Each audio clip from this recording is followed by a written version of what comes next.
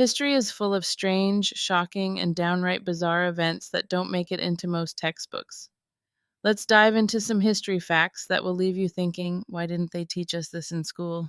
King Herod, the ruler of Judea, was known for his brutal and paranoid rule, but one of his most disturbing acts was what he did after the death of his wife, Mariamne. He was so obsessed with her that he had her body preserved in honey to keep it from decaying. According to some historical accounts, he continued to sleep with her corpse for 7 years. Talk about an unhealthy relationship, literally. In the harsh conditions of World War I trenches, soldiers often sought an escape, even if it meant risking their health. Prostitutes charged more if they had syphilis, and here's why. Contracting the disease got soldiers a month off to recover in the hospital, far away from the dangers of battle. While they had to deal with the side effects, it was a get out of the trenches card that some soldiers were willing to pay for. During World War II, the U.S. government brainstormed some outlandish ideas for psychological warfare against Japan. One of the plans? To paint Mount Fuji black. By using aircraft to drop large quantities of black paint, they hoped to demoralize the Japanese by defacing one of their most iconic natural symbols. While it never came to pass, the idea highlights how creative and desperate wartime tactics can be. In the 1920s, the world of movies was revolutionized with the advent of sound, moving away from the era of silent films. And what were the first words ever spoken on screen? You ain't heard nothing yet.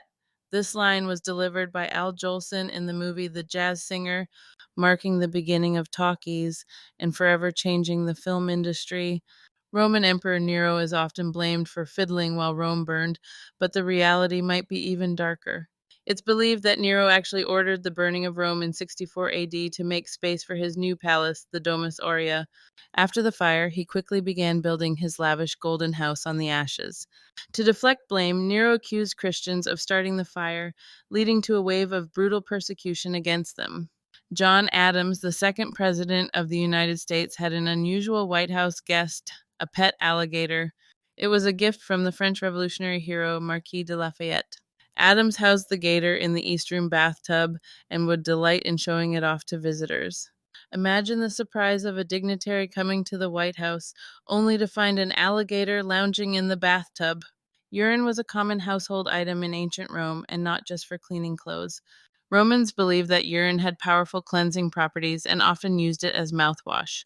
The ammonia in urine acted as a disinfectant, though it's hard to imagine how anyone got past the smell. In fact, the practice was so common that it was taxed by the emperor. In 16th century Europe, Pope Gregory IX declared that sneezing was associated with evil spirits. He went so far as to ban sneezing, and anyone caught sneezing could face serious punishment. This was before people knew about germs or allergies, so sneezing was seen as something mysterious and potentially demonic. Luckily for allergy sufferers, the ban didn't last long. During the Renaissance and well into the 17th century, Europeans believed in the healing power of corpse medicine. Physicians would grind up mummified remains or skulls and use them to treat ailments ranging from headaches to epilepsy. Some people even drank fresh blood as a treatment, believing that it contained the spirit of life. These macabre remedies show just how desperate people were for cures in an age without modern medicine. Napoleon Bonaparte, the feared French general, was terrified of something quite small, cats. He had a severe case of ailurophobia, a fear of cats. The mere sight of a cat would send him into panic mode.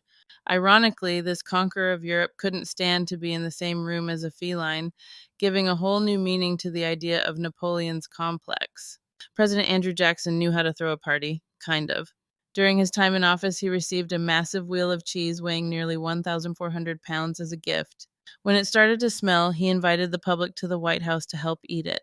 Thousands of people came to dig in, and the event was so chaotic that it left the White House carpet soaked in cheese smell for months. Tsar Peter the Great of Russia had a bizarre fascination with dentistry. He loved pulling teeth, whether people needed it or not. If you were in Peter's company and he thought your teeth needed work, he wouldn't hesitate to pull them out himself. He even kept a collection of all the teeth he'd pulled over the years, proudly displaying them like trophies. Queen Victoria is often remembered as a prudish monarch, but she had a risque side. She reportedly had a secret room filled with erotic art, which she shared with her husband, Prince Albert. The collection included nude sculptures and explicit paintings. Despite being the face of Victorian morality, it seems even the Queen had a private passion for more exotic works of art. From secret rooms to corpse medicine and public cheese feasts, history is full of facts they never teach you in school. These wild stories prove that the past is much stranger than we often imagine, and the people who lived it were far more human and bizarre than we realize.